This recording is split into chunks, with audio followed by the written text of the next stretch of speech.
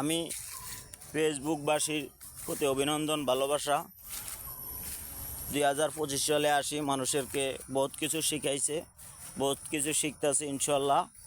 ইউটিউবও দেখতেছি, অসাধারণ কথা, অসাধারণ মানুষ।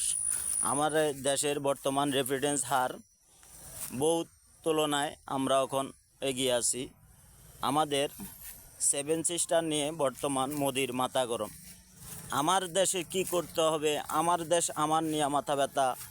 আমার দেশ টিকাইতে গেলে, আমার আইনশৃঙ্খলা বাণী টিকাইতে গেলে আমার বিষয় নিয়ে আমার প্রস্তুত থাকা লাগবে। তাইলে মোদির মাথা ব্যথা দিয়ে আমাদের কি হইল? আমাদের ডক্টর ইন্নুস সাহেব, ওনাকে অসংখ্য ধন্যবাদ। উনি আমাদের চট্টগ্রামে একটা মোরা হয়েছে, সেই মোরাকে কেন্দ্র করি আমি ওই দিন দেখেছি 71 ওনারা আমাদের জন্য বেশ কিছু করেছে, তাদের জন্য অসংখ্য ধন্যবাদ। তারা এই নিয়ে আমাদের মাথা ব্যথা না, কিন্তু তারা যে এই পর্যন্ত আমাদেরকে খালি নিছে, আমাদেরকে কি দিছে? আমাদেরকে যখন তিস্তার পানি প্রয়োজন মনে হয় আমাদেরকে দেয় নাই, আমাদেরকে ভাসিয়ে দিয়েছে। আর যখন আমাদের জিনিসের প্রয়োজন হয় তখন আমাদেরকে দেয় নাই। তাইলে তাদের সাথে আমাদেরকে সম্পর্ক, পারস্পরিক সম্পর্ক আমার থাকতে পারে।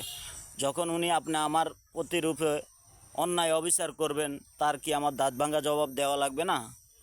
তো আমাদের ডক্টর ইন্নুস সাহেব যাই কিছু করেছেন, ইনশাল্লাহ উনি এগিয়ে যান। ওনার পাশে 18 কোটি মানুষ আছে, সব সময় থাকবে, এটাই হলো কথা।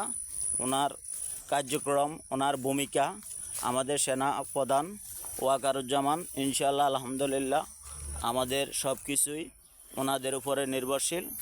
ওনারা যাই কিছু করবে দেশের জন্য ভালো করবে। আর আমরা যে লাইনে আছি সবাই এই লাইনে সবসময় থাকবো। দয়া করি ইনশাল্লাহ আমাদের সব কিছুই আপনারা নির্ভরশীল দেখবেন। তো বাংলাদেশের মধ্যে নোয়াখালীর মাটি সোনার চেয়ে খাঁটি।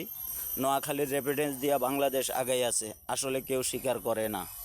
নোয়াখালীর শ্রম, নোয়াখালীর গৌরব, নোয়াখালীর অঙ্গীকার। আমার সোনার ছেলেরা যত কিছু করতেছে সব কিছুই বাংলাদেশের জন্য করতেছে। তারা কি বিদেশের মাটিতে সর্বকিছু করতেছে?